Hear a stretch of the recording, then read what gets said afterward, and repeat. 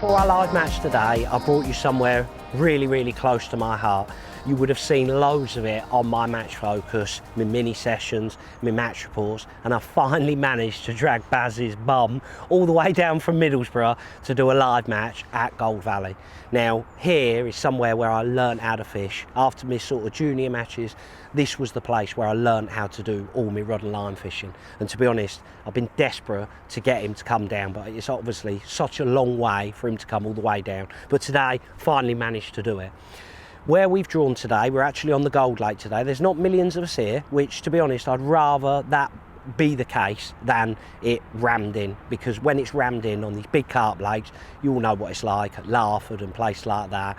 They shoal up as such. So we've got a bit of space today, and we've actually drawn peg 38 on the Gold Lake. Now, hand on heart, if I could have picked my peg at the start, I'd have picked sort of 42, 45, maybe 49. In them 40s, such a good area.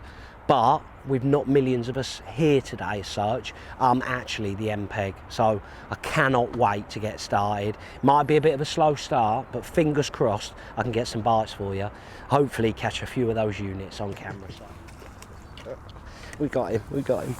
And a foul look to carp, and luckily, fortunately, we got it in on a waggler. And then I've literally just shortened my hook length down. And the difference between now and earlier on is you can see an odd un milling around in the peg now. So hopefully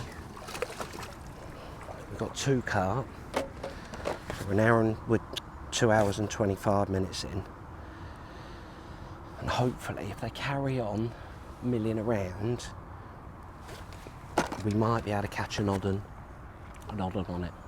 Up our end, I don't feel like there's a lot of fish being caught, but we have heard from down the bottom that there's a few fish being caught down there, which to be honest is expected. But if we can catch an odd un for you, I'll be made up with that. So just feed, chucking my tiny little float right into the bait. That seems to be the way, to be honest. From when I was on 45, that day was brilliant because you can see him milling around all of the time. You're getting bites, missing bites. Just know there's a hell of a lot more fish down there. To be honest, on the day it took me a bit too long to clock it, to be honest. So feed a few pellets, and then where most of them have gone, chuck my little float in. See that? It's amazing. I've missed this so much. That time there was just the tiniest little bow in my line, and that's what's caused us to miss it. So with your little light float, you want to trying your best to cast it out, stop it, keep your line straight. There's one, I cast just a little bit too short then, but there was one, I would say 1 metre and a bit back from my bait. But if they do that, I should be able to get a few bites for us on this. They've changed here in terms of, I'm gonna have to stand up, do a bit of William. The thing is here I haven't got an awful lot of room, to be honest, to be able to put our rod nice and low to the water. So I've done a bit of gardening this morning, the best I can, but it just makes it a little bit awkward because I've got sort of trees either side of us. But this would be amazing if we can carry on getting an odd bite.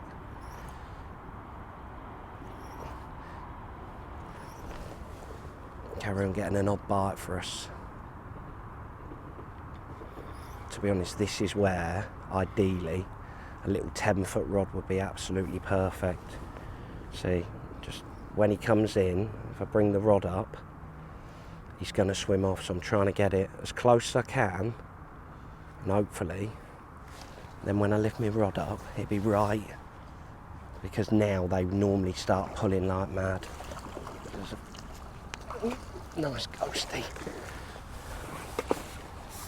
And this is the thing, what I was talking about earlier, in the fact that you can go from nowhere to somewhere really quite quickly when they decide to have a feed.